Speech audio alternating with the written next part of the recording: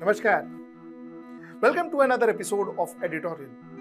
I have a very interesting episode for you today, but today what I prepared for and what I'm going to say are actually slightly different. Actually, not different, because what I want to talk to you about, my topic for the day today, actually was the UPA rule and the CBI, ED investigations during the UPA rule, the scams during the UPA rule, the action taken on that scams during the UPA rule, that is from 2004 to 2014, and the NDA or the Bharatiya Janata Party rule from 2014 to 2023, the CBI scans, the CBI investigations, the ED investigations, and the action taken on various scams, controversies during the Bharatiya Janata Party NDA rule.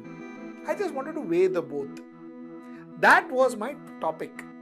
But now there is another topic that has come, because it's a breaking topic, and that is Rahul Gandhi has been disqualified from Lok Sabha, so obviously I have to talk about it.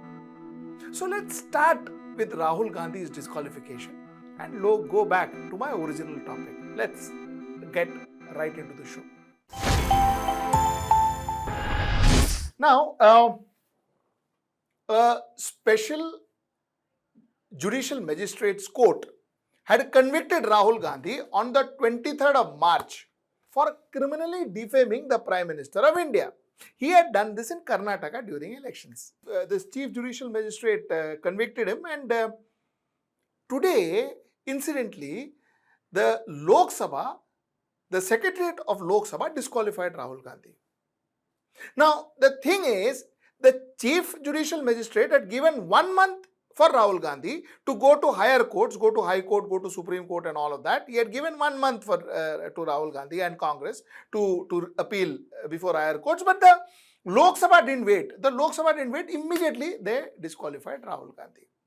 Interestingly, in 2013, my apologies, Dr. Manmohansingh, the then Prime Minister, had brought about an ordinance giving MPs 3 months time before they are disqualified from the Lok Sabha after they are convicted. So they would get 3 months after their conviction before they were disqualified from Lok Sabha. Now, there was a lot of furor from the opposition, and therefore Rahul Gandhi had come and he had torn the paper, the ordinance, and thrown it to the audience and to the press and all that. All that had happened. So all the same, now the same thing has come back to bite Rahul Gandhi. So somewhere down the line, what has happened is Rahul Gandhi has been disqualified without even being given 1 month's time to fight his case or to go to higher courts or whatever. Okay.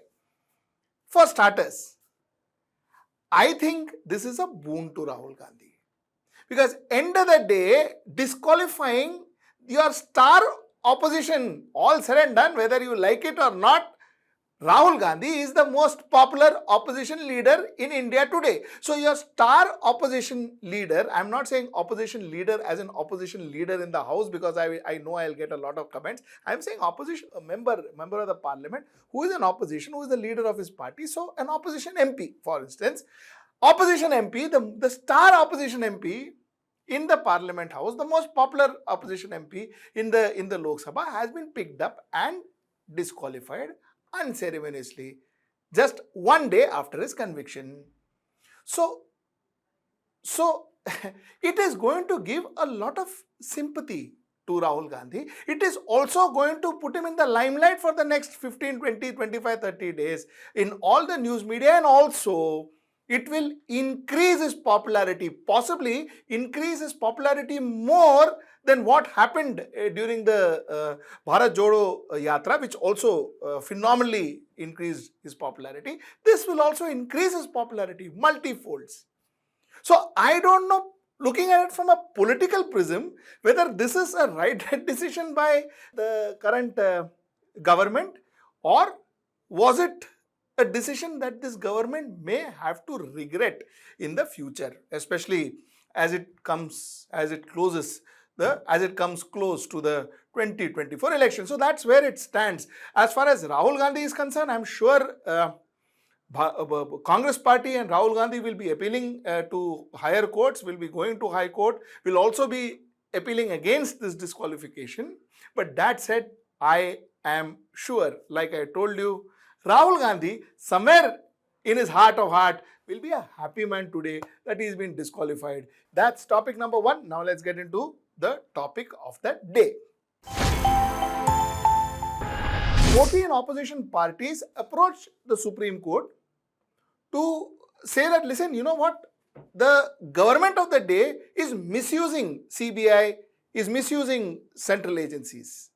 14 opposition parties are BRS, Bharatiya Rashtra Samiti, second, Aam Aadmi Party, third, All India Trinamool Congress, fourth, Jharkhand Mukti Morcha, fifth, Janata Dal United, sixth, Rashtriya Janata Dal, seventh, Samajwadi Party, eighth, Shiva Sena, ninth, National Conference, 10th, National Congress Party, 11th, Indian National Congress, Communist Party of India, Marxist, then Communist Party of India, 13th, and last is Dravidam Munnika Kadagam. So almost every party worth its salt, has gone to the court saying that they are uncomfortable with the fact that the center is using central agencies to against their political opposition. So now there is nothing much to say about it, but let me share some facts with you, and these are very interesting facts. So for the next 10 minutes, sit back and enjoy these facts. Okay. Now the first is, let us talk about scams involving political parties that have happened before 2014 and what were the repercussions. Then we will talk about scams, controversies that happened after 2014 till 2023. What was the result? Let's first discuss that. Now, between 2004 and 2014, we had the 2G scam. This happened in 2008. Remember all those anchor and all sitting in the television and shouting and all of that? So, okay, all that happened in 2008. 2008, when this scam broke out, the telecom minister, the then telecom minister, A. Raja of DMK, and later on Kannimuri, who was also a leader of DMK and also the daughter of the president of DMK, Karunanidhi, was arrested. Okay? Later on, they were found, Raja was found innocent also. So he was released also. But he was arrested. This is 2008. Second is Commonwealth Games scam. Commonwealth Games scam happened in 2010 and Suresh Kalmadi from the Indian National Congress was arrested for misuse of funds. So, during the Congress government, during the UPA government, Suresh Kalmadi, who was working in Congress, who was a senior leader of Congress, was arrested. Okay. Now, let's come to Adarsh scam. Adarsh scam happened in 2010. And the former Chief Minister of Maharashtra, Ashok Chavan, was not only sacked, but there was investigation going on against him. So that happened in 2010. So Congress Chief Minister was sacked during Congress government.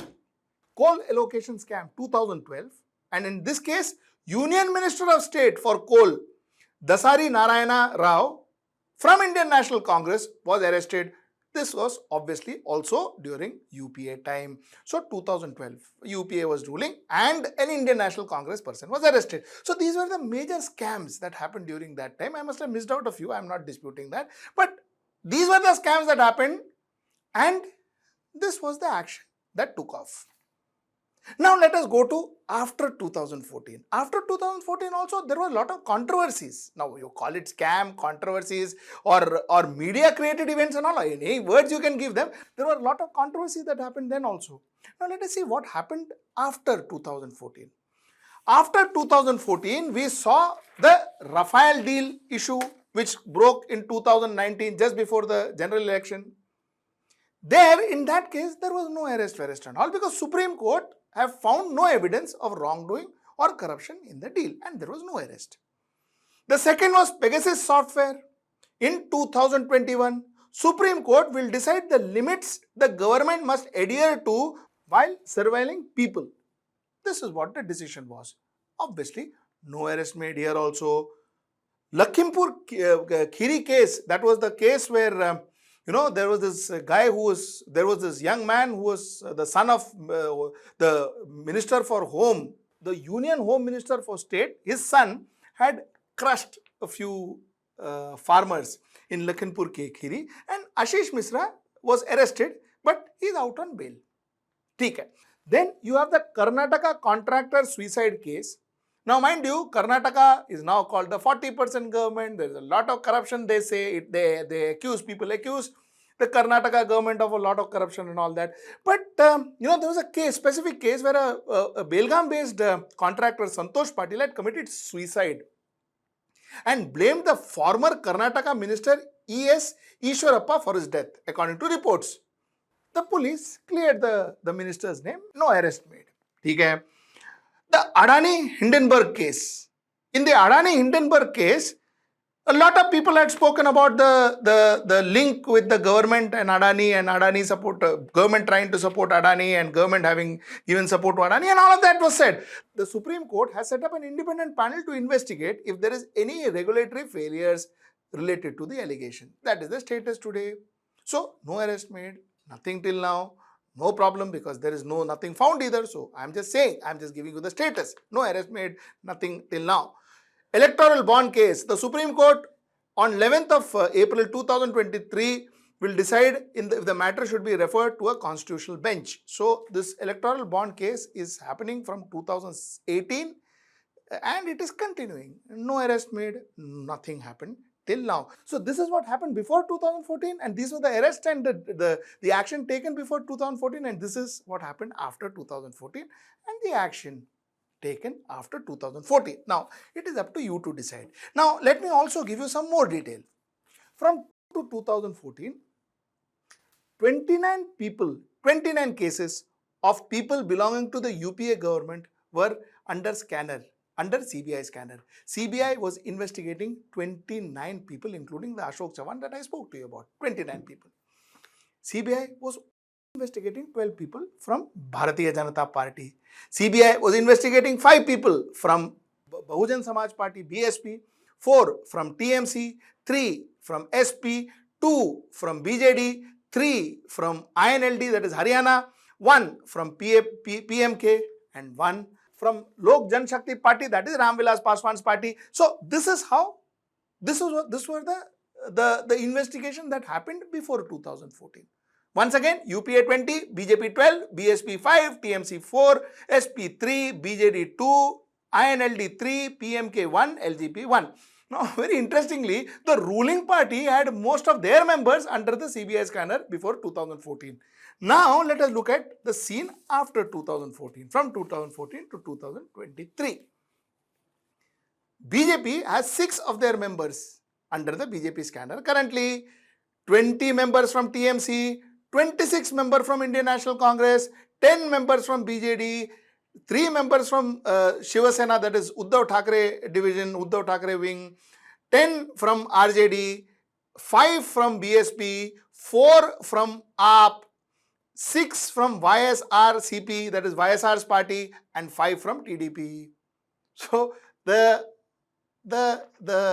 thing looks a little lopsided. So this is what the status is. I've just gave you all the status. I just gave you all the figures, facts in front of you. You decide, if the central agencies have been misused, central agencies have not been misused. The facts are in front of you. You can take a call on this. Till I see you next time. That's tomorrow at 10. Namaskar.